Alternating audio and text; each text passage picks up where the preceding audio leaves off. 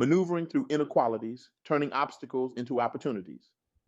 Welcome to the Black CEO Podcast, where we dive deep into the stories that shape our world and challenge our perspectives. Today, we're in for a treat that's going to shake up your worldview and ignite a fire in your soul. I recently had the incredible privilege of sitting down with Daphne Ramsey, a true titan in the fight for equality and a beacon of hope in these tumultuous times.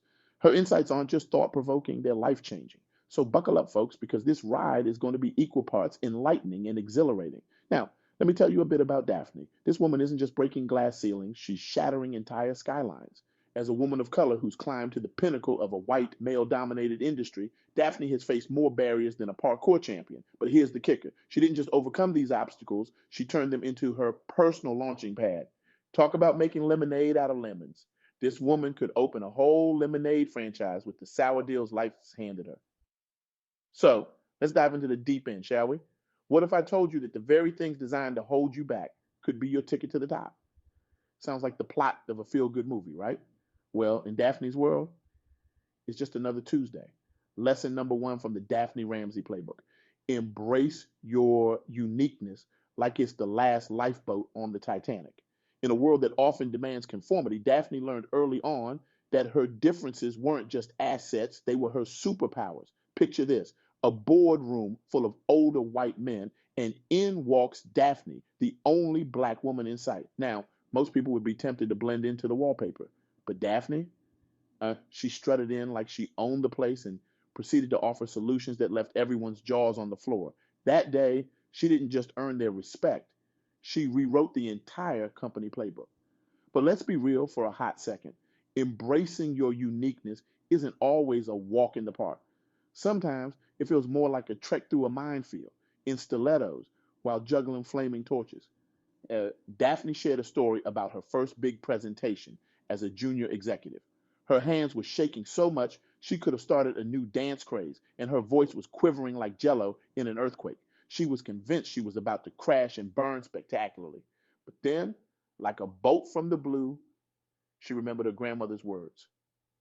Baby, your ancestors didn't survive all they did for you to play small.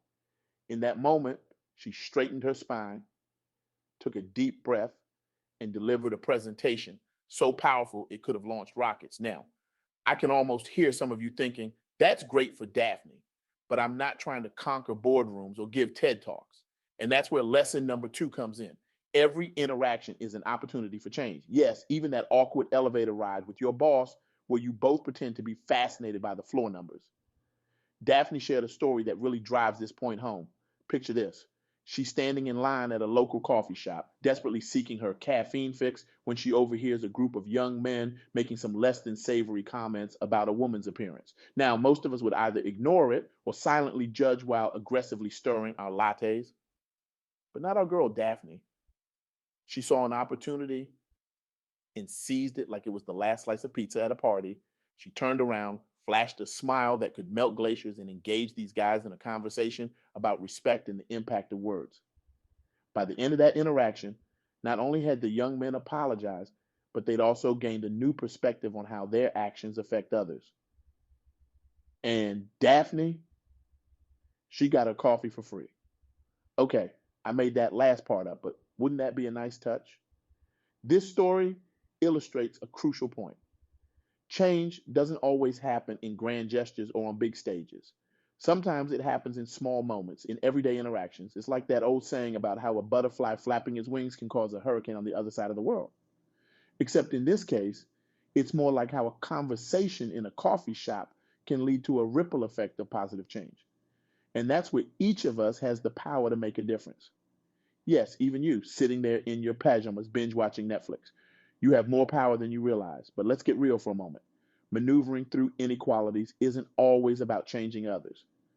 Sometimes the hardest person to change is the one staring back at you in the mirror. And that brings us to lesson number 3, confront your own biases. And no, I don't mean your bias towards chocolate over vanilla ice cream. Although, if that is a serious issue for you, maybe we should talk. Daphne shared a deeply personal story about this that hit me right in the feels. She realized one day that despite her work in promoting diversity, she had her own unconscious biases. She caught herself making assumptions about a colleague based on their background, assumptions that turned out to be as accurate as a weather forecast in April. This realization shook her to her core. But instead of beating herself up about it, which, let's be honest, is many of our go-to moves, she used it as a catalyst for growth. She started actively questioning her assumptions, seeking out diverse perspectives, and encouraging others to do the same. This process wasn't comfortable. In fact, it was about as comfortable as wearing wet socks, but it led to profound personal growth and made her a more effective leader and advocate. Now, I can see some of you shifting uncomfortably in your seats. Confronting our own biases isn't easy. It requires vulnerability, honesty, and a willingness to be wrong.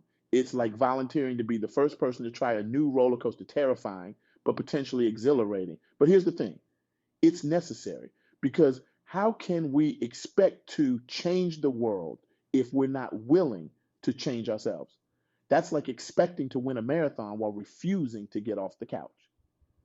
This brings us to a critical point in our discussion. Maneuvering through inequalities isn't just about individual actions. It's about creating systemic change. And that's where Daphne's fourth lesson comes in. Build bridges, not walls. And no, this isn't a political statement, unless you want it to be, in which case, go right ahead.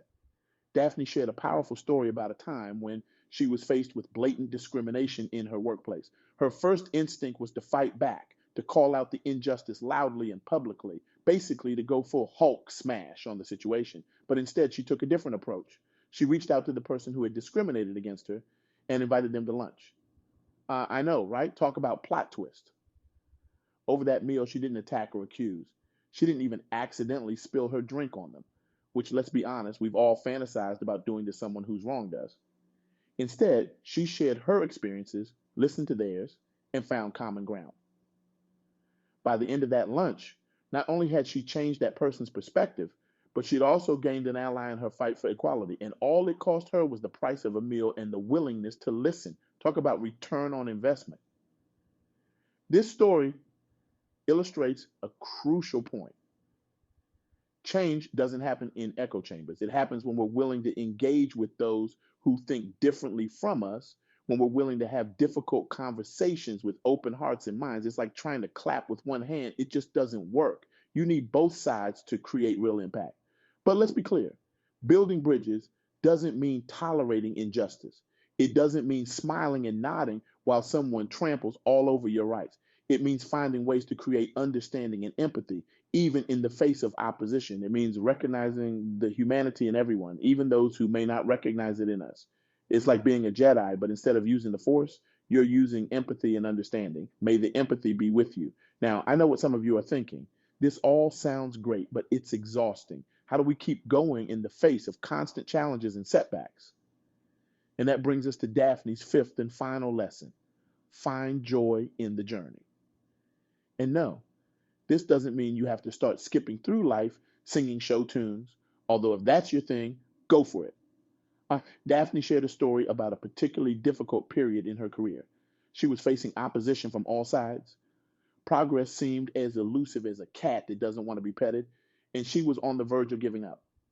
But then she remembered why she started this journey in the first place, not just to achieve a specific goal, but to create a world where everyone has the opportunity to thrive. She started focusing on the small victories, celebrating every step forward, no matter how small. She found joy in the connections she was making, in the lives she was touching, in the change she was creating bit by bit.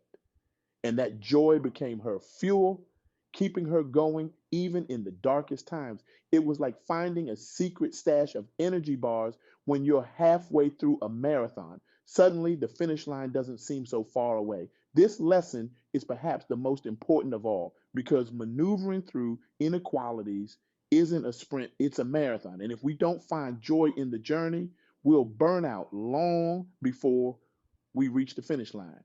It's like trying to survive solely on kale smoothies. Sure, it might be good for you, but without some joy mixed in, you're going to give up and order a pizza pretty quickly. So where does this leave us? We've talked about embracing our uniqueness, seeing every interaction as an opportunity for change, confronting our own biases, building bridges, and finding joy in the journey. But what does this mean for you sitting here listening to this podcast? Maybe you're driving to work or doing the dishes or pretending to work out at the gym while actually just scrolling through your phone.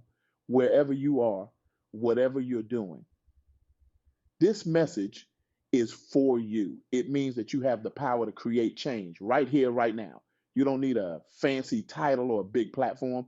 You don't need to be a superhero or have a tragic backstory that turns you into a vigilante. And now you just need the courage to be yourself, the willingness to engage with others, and the commitment to keep growing and learning. It means recognizing that maneuvering through inequalities isn't just about overcoming obstacles. It's about using those obstacles as stepping stones to create a better world for everyone. It's about turning pain into purpose, challenges into opportunities, and differences into strengths. It's like being an alchemist, but instead of turning lead into gold, you're turning adversity into advantage. But most importantly, it means understanding that this work is not optional. In a world that's increasingly divided, where inequalities persist and injustice thrives, we can't afford to sit on the sidelines. We can't be like that friend who never chips in for pizza, but always shows up when it's delivered. We each have a responsibility to be part of the solution. So I want to leave you with a challenge. Think about one area in your life where you can start maneuvering through inequalities. Maybe it's in your workplace, your community, or even in your own mind. What's one step you can take today to start creating change? Maybe it's speaking up when you see injustice. Maybe it's reaching out to someone different from you and trying to understand their perspective. Maybe it's examining your own biases and committing to growth. Whatever it is, I want you to commit to it right now. Not tomorrow, not next week, not when you finish binge watching that new series. Right now. Because here's the truth, change doesn't happen overnight. It doesn't happen with one grand gesture or one impassioned speech, even if it is as awesome as this one.